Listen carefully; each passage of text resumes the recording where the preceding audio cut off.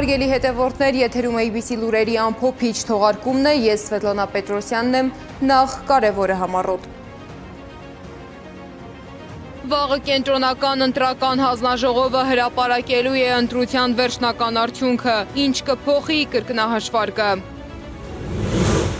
Բարգավաճ Հայաստան կուսակցությունը դատարանում վիճարկում է կենտրոնական ընտրական հանձնաժողովի որոշումները, ինչ պահանջներ են քննվելու։ Ծառուկյանն ու Փաշինյանը այժմ դատարանում են պարզում հարաբերությունները։ Ինչու է Բարգավաճ Հայաստան կուսակցության առաջնորդը Փաշինյանից 9 միլիոն դրամ պահանջում։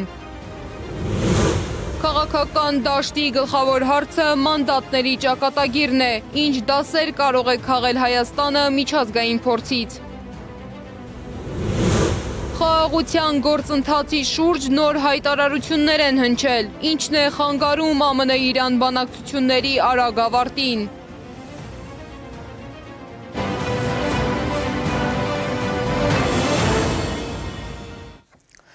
Կենտրոնական ընտրական հանձնաժողովը վաղը ժամը 18-ին կանցկացնի հերթական նիստը, որի ընթացքում կհրապարակվեն ընտրության վերջնական արդյունքները։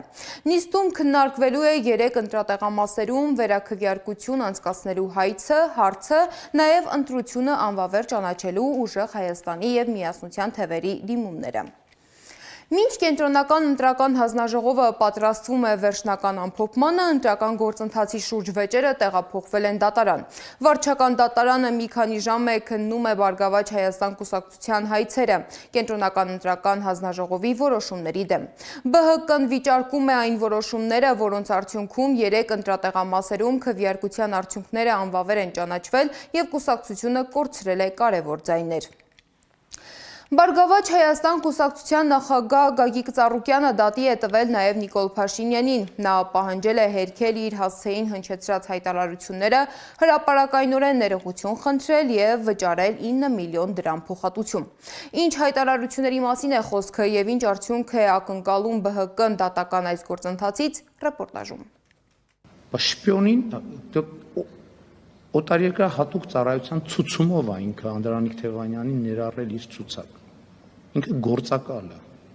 Խորհրդարանի ընտրությունից հետո Փաշինյան-Ծառուկյան հակամարտությունը տեղափոխվել է դատական հարթություն, քանի որ Փաշինյանի այս հայտարարությունն անհետևանք չի մնացել։ Բարգավաճ Հայաստան կուսակցության նախագահ Գագիկ Ծառուկյանը Նիկոլ Փաշինյանի դեմ հայց է ներկայացրել, պահանջելով հերքել իր հասցեին հնչեցրած մի շարք հայտարարություններ, հրապարակայնորեն ներողություն խնդրել և վճարել 9 միլիոն դրամ փոխհատուցում։ Դատարանն արդեն վարույթ է ընդունել գործը։ Ծառուկյանի խոսքով Փաշինյանի հայտարարությունները չեն համապատասխանում իրականությանը և արատավորում են իր պատիվն ու արժանապատվությունը։ Ապացուցեք ով հայտարարել է, Ծառուկյանը շպիոն է, հրապարակում կրի, եթե չէ տարտայտովին պտի, լավ, չգնատեք, դոկա մտի մարուցիմով,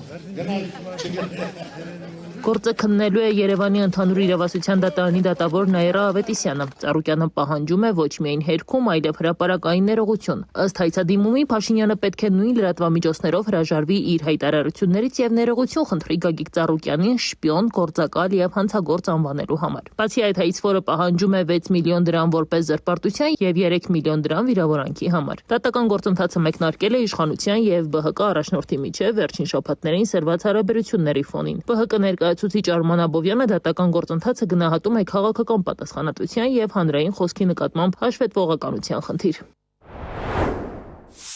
Մարդիկ պատասխանատու չեն իրենց խոսքերի համար։ Ըստ երևույթի պետք է սովորեցնենք այդ մշակույթը, որ իշխանության ներկայացուցիչները պատասխան տան իրենց անհիմն և ծուտ լկտի տեղեկության համար, զրպարտիչ տեղեկության համար։ ԲՀԿ ներկայացուցիչը չի բացառել, որ դատական գործընթացում իրենց պահանջները կարող են բավարարվել, ընդգծելով, որ ամեն ինչ կախված կլինի իրավական ընթացքից։ Իսկ իշխանության վարքագիծը պայմանավորված է քաղաքական բովանդակային օրակարգի բացակայությամբ։ Վերջերս լրիվ իրան կորցրել են, պետք է փաստել հետևյալը, տեսեք, իշխանությունը ըստ էության ոչ մի բան ասելու չունի մարդկանց, ոչ միայն Գագիկ Ծառուկյանին, առհասարակ մարդկանց ինքը ասելու բան չունի, և այդ իսկ պատճառով ընտրել էր լկտիության, մարդկանց վարկաբեկելու, փնովելու քաղաքականությունը։ Նրա խոսքով այսպիսի մոտեցումները հաճախ ուղեկցվում են հանրային ընկալումների ձևավորման փորձերով, սակայն ըստ Աբովյանի քաղաքական գնահատականները պետք է հիմնված լինեն փաստերի վրա, ոչ թե մեղադրանքների։ Բարգավաճ Հայաստան կուսակցությունը հայտնվել է նաև իրավապահների ուշադրության կենտրոնում։ Հակակոռուպցիոն կոմիտեն հայտնում է, որ կուսակցության ներկայացուցիչների նկատմամբ քրեական վարույթ է նախաձեռնվել ընտրակաշառքի կասկածանքով։ Ըստ քննության Լոռու մարզի Աղթալա համայնքում եւ հարակից բնակավայրերում ընտրողներին առաջարկվել է աջակցություն կուսակցության օգտին քվեարկելու դիմաց։ Գործով արդեն կան ձերբակալվածներ, քննությունը շարունակվում է։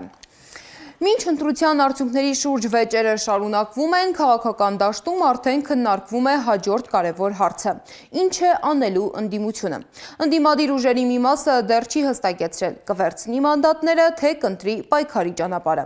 Ինչ է հուշում միջազգային փորձը եւ ինչ կարող է դա նշանակել Հայաստանի համար, ռեպորտաժում։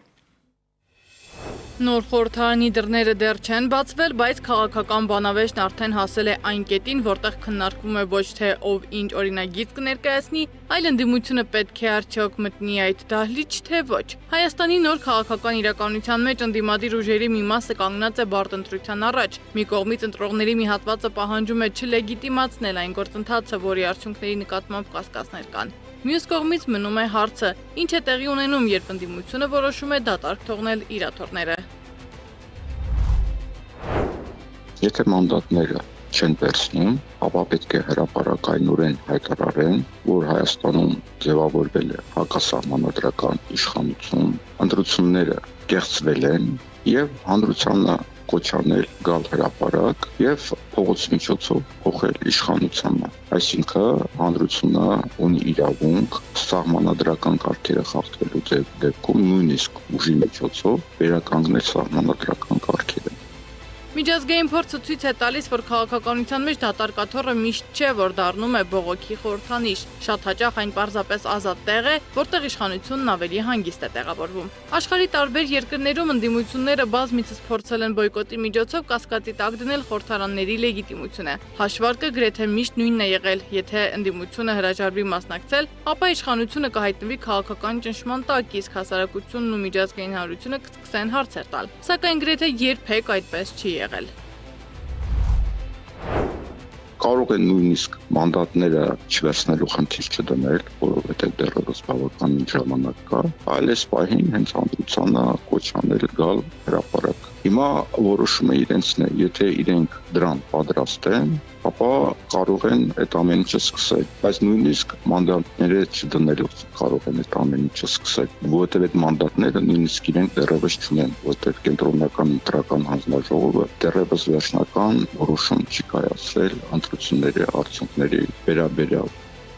Օրինակ Բանգլադեշում 2024 թվականին ընդդիմությունը որոշեց չմասնակցել ընտրական գործընթացին, հայտարարելով, որ մրցակցությունը հավասար պայմաններում չէ։ Արդյունքում իշխանությունը պահպանեց իր դիրքերը, խորհրդարանը շարունակեց աշխատանքը, իսկ ընդդիմությունը հայտնվեց քաղաքական գործընթացներից դուրս, այնինչ պետք է դառնար ճնշման գործիք, վերածվեց ինքնամեկուսացման։ Նույն ճանապարհով տարիներ առաջ 2005 թվականին անցավ նաև Վենեսուելայի ընդդիմությունը։ Բոյկոտելով խորհրդարանական ընտրությունը, նրանք փորձեցին կասկածի տակ դնել համակարգի լեգիտիմությունը, բայց արդյունքում իշխանությունը ստացավ գրեթե անարգել գործելու հնարավորություն։ Հետագայում նույնիսկ ընդդիմության ներսում խոստովանեցին, որ քաղաքական պայքարի գլխավոր հարթակը սեփական ձեռքերով զիջել էին մրցակցին։ Սերբիայում 2020 թվականին եւս ընդդիմադիր ուժերը փորձեցին խորհրդարանից դուրս պայքարել իշխանության դեմ, սակայն մինչ փողոցներում շարունակվում էին քաղաքական հայտարարությունները, օրենսդիր մարմնում որոշումներ ընդունվում էին առանց ազդեցիկ հակակշռի։ Իշխանությունը չթուլացավ, իսկ ընդդիմությունը կորցրեց իր ձայնը այն վայրում, որտեղ այդ ձայնն ամենաշատն էր լսելի լինելու։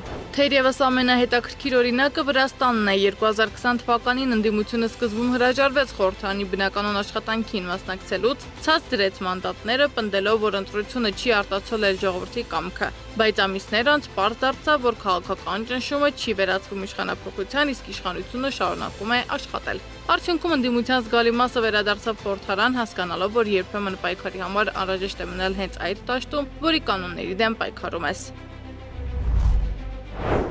Վրաստանում ընդդիմությանը աջակցում է Արևմուտքը եւ անգամ դեսպանների մակարդակով իրենք մասնակցում էին այդ հանրահավաքներին եւ ամեն ինչով աջակցում էին։ Նույնիսկ այդ պարագայում որևէ արդյունք չհասան եւ այո ընդդիմությունը հիմա Վրաստանում ճգնաժամի մեջ է գտնվում։ Հայաստանի պարագայում Արևմուտքի աջակցությունը նույնիսկ որպես այդպեսին չկա, որտեղ Վրաստանում Արևմուտքը աջակցում էր նաեւ ֆինանսապես, կազմակերպչական առումով։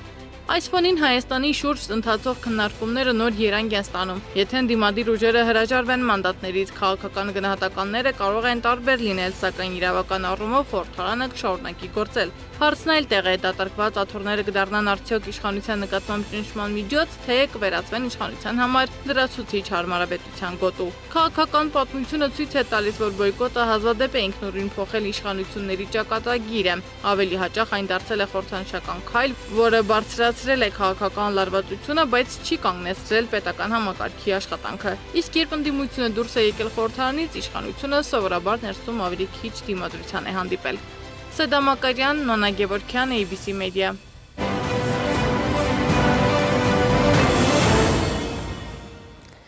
Միջազգային լրահոսից Ամերիկայի Միացյալ Նահանգների և Իրանի միջև հնարավոր խաղաղության հուշագրի շուրջ հայտարարությունները հակասական են։ Իրանի արտաքին գործերի նախարարության խոսնակ Էսմայիլ Բաղային հայտնել է, որ հուշագրի ստորագրումը կիրակի չի կայանա, սակայն չի բացառել, այն կարող է տեղի ունենալ առաջիկա օրերին։